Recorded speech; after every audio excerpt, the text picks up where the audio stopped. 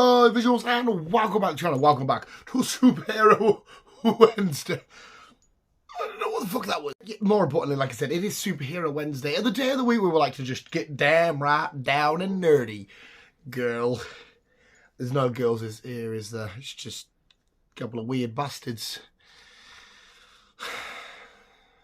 Hello and welcome back to the channel, and this week when we're going to get damn right down and nerdy like we usually do, we're going to do another comic book review, attempt at a comic book review, because usually I'm rather shit at reviewing comic books, because as you can tell, I can't do English. But I thought let's do it, because I just recently read a very fun comic book, and I thought that was quite cool, that was quite fun.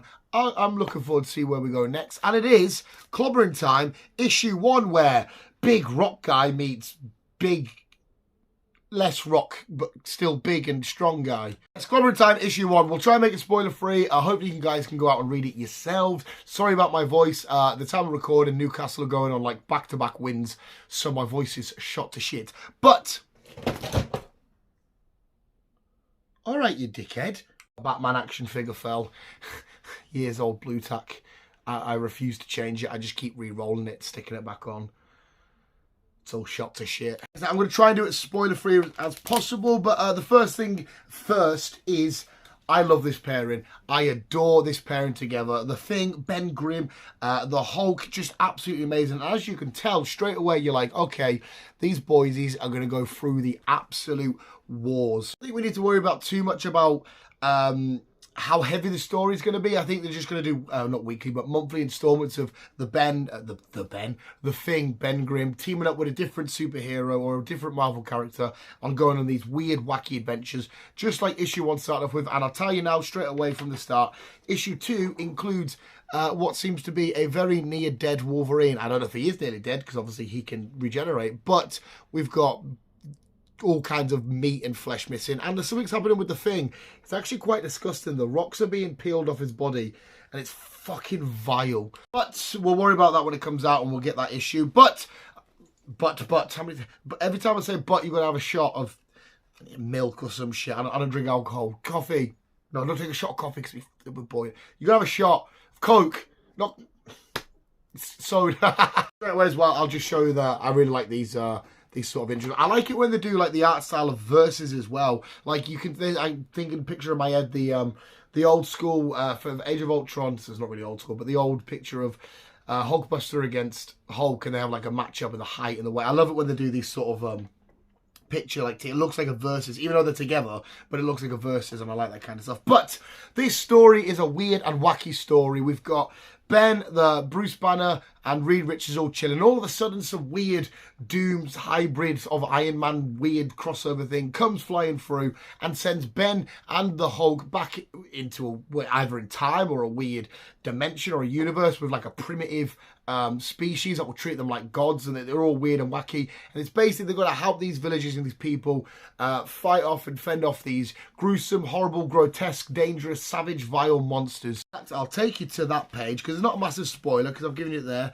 These things are like, yeah, you know, help us. I'm like, yeah, we can. There we go. There's a big old massive collage and montage of shit getting its teeth ripped out. Hulk down there ripping the spine of something out, and it looks like he's in extreme pain. What have we got going on over here? Something's getting its eyes nearly punched clean out. Hulk lifting something up and ready to just smash it. Ben getting chewed by like a weird worm demon thing, and it's just a bunch of absolute massive fun. Whatever that is right there. Like I said, the story is they get sent to this weird place by this. I'm actually going to show you again. That's just what I mean. I'm so bad by spoilers and whatnot. This weird looking little motherfucker here. See, like the Doom, Iron Man-y, what the hell's going on there? Send him back, and he's like, I wonder if this little device will bring you back, because, you know, there's like a weird virus and that going on. I wonder if it brings you back.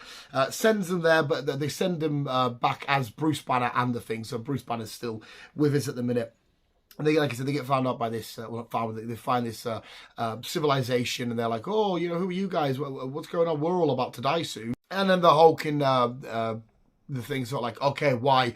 Boom, in comes the first monster. And I think there's a little bit of weird, not weird, but funny dialogue Yeah, here. And it's so that this monster comes in, Hulk does his thing, blah blah blah, Bruce Banner changes, and then he's like, "You're up, crack face," and the thing's like, "Crack face, huh?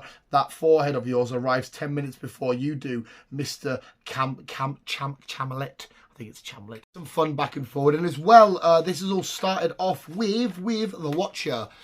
Looking all powered up and ready to fight and kick off and stuff. And he's saying, listen, let me tell you these greatest stories from these iconic heroes, these marvels that went on wonderful adventures. And he basically starts the plot off. Here we go. And he's like, these could be the greatest stories ever told. And it's not going to be, and they won't be, but they are fun stories. And then at the very end, I'm so bad at not spoiling it. We do get victory after that mass brawl. And just look at the cover says it all, but as well, look at that.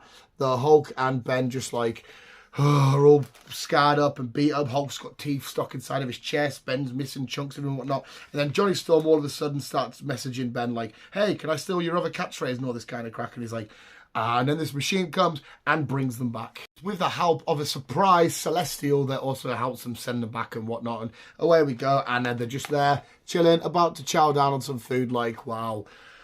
That was absolute carnage. And again, this comic won't go down as one of the greatest things ever. It won't go down as one of the greatest storylines ever, but it was fun. It was one of them comics I like to read after, you know, reading a nitty and gritty Batman or something like that, or a heartfelt Spider-Man. But it was just like, okay, let's take two big, massive giants, send them into a wacky world, have them fuck loads of stuff up and get busted up themselves, have them some fun dialogue together, and see where we go. And like I said, if we're going to keep doing this every month, like I said, we've got Wolverine next time, whoever it may be the time after that, Daredevil, Punisher, Spider-Man, whoever. It's just going to be a load of fun. I like Ben Grimm as well. Ben Grimm's a fantastic and legendary Marvel hero, Marvel character, comic book character. Excited to see what we do going forward, how we team up and who we team up with afterwards, what scenarios we get ourselves in. Like, I am very curious as to what is going on there. Who's absolutely... I mean, are they fighting each other? What's going on? How's that happened to Wolverine? Why is Ben losing all of the rocks that attack it? It just looks like weird, like mushrooms or some shit. It's friggin' disgusting. There is a hand there I've just noticed in the corner. Whose hand is that? It's a red glove. What? Can you whose hand is that? They're snapping. It's not a gauntlet. At least I don't think it's a gauntlet. I mean, it might be. If it helps, it looks like they've only got 4 fingers. Well, 3 fingers and a thumb. Yeah, we'll wait for that. Fucking moron. It's the Plunderer. Do you know why? Because it says next issue, it's the Plunderer. What a fucking idiot. Do reviews, you know, massive dickhead. Ain't got a clue what's going on. But yes, an amazing comic. So much fun. Great artwork. It's to be fair, I'm always in awe of any artwork because I'm like, wow, people actually drew these and stuff and they just look great. If you pick up issue 1 of Clobbering Time, you're going to be extremely entertained. You're going to laugh. You're going to be entertained by the action sequences, the mystique and mystery of, okay, who's this? What's going on? Sending them back in time. The mystery of this little planet, this world, wherever in space and time they are, of what's going on. The Celestial appearing at the end. You're going to have fun. And ultimately, that's why we read comics, is to have fun. So it gets... I'm sorry, Mr. Optimistic, Mr. Biased. 10 out of 10. I just can't find anything to fault it with. If anything, it's you can fault it with it's just a bit of filler, I guess. Just a book to print and get out there for sales and stuff. You can maybe argue they're just doing it for the sake of doing it, but I had fun, so I don't care. Well, visuals, that was my spoiler-free, with lots of spoilers, review for Clobbering Time issue 1. If you want us to do issue 2, we can do it. And just please tell me how I can improve these comic reviews, because I am a fat moron. But visuals, thanks so much for watching. You guys are the dress more keep being you, and keep on web slinging out.